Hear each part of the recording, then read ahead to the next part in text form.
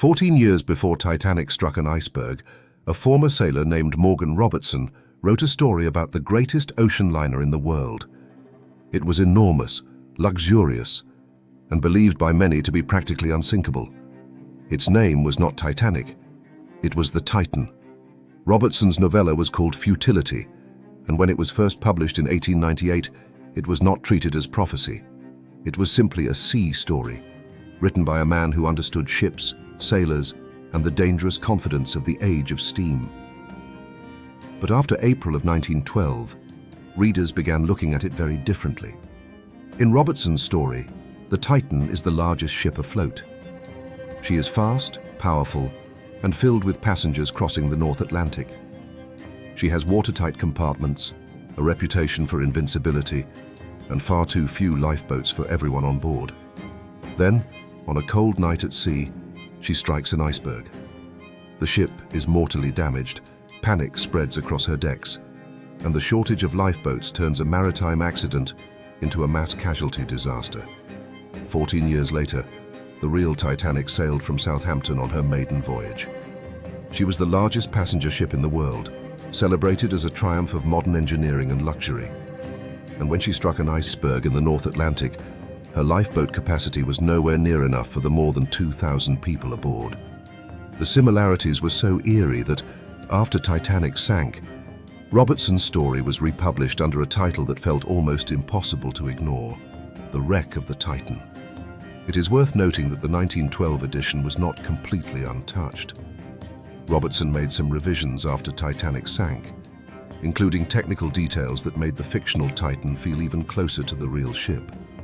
But that does not make the whole thing disappear. The central idea was already there years before Titanic existed. A massive, supposedly unsinkable liner racing across the North Atlantic, carrying too few lifeboats and meeting disaster after striking an iceberg. To some, that looked like a supernatural prediction.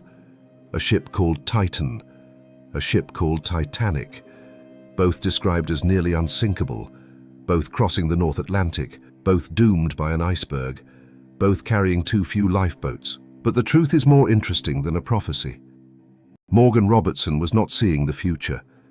He was paying attention to the present. He had spent years at sea, and he understood where the ocean liner industry was heading. Ships were getting bigger, faster, and more luxurious. Their owners were competing for prestige, speed, and public confidence. But safety rules had not kept up with the scale of the new ships. Lifeboat requirements were still shaped by older assumptions from a time before passenger liners had become floating cities. In practice, lifeboats were often treated less as a way to save every life aboard and more as a tool for ferrying people to another vessel nearby. Robertson saw the danger in that logic. If the largest ship in the world suffered damage far from help in freezing water with too few lifeboats, then the result would not be a dramatic inconvenience. It would be a catastrophe. And yet, Robertson's fictional Titan was not an exact copy of Titanic. The Titan was not on her maiden voyage. She was traveling from New York toward Europe, rather than from Europe toward New York. Her sinking was much faster and more violent. And in the story, only 13 people survived. Titanic's real disaster unfolded differently. It was slower, colder, and in some ways more agonizing. For 2 hours and 40 minutes after the collision, passengers and crew moved through a disaster that many still did not fully believe was happening. That may be why the comparison has lasted for more than a century. Not because every detail matches, but because the central warning does. A ship can be brilliantly engineered and still be vulnerable. A society can worship progress and still ignore risk. And the word unsinkable becomes dangerous the moment people begin to believe it. Morgan Robertson did not need supernatural powers to imagine the Titan. He only needed to understand the world around him. Bigger ships, greater speed, immense confidence, and safety systems built for a smaller age. After Titanic sank, people looked back at Futility and saw a prophecy. But maybe it was something more uncomfortable than that.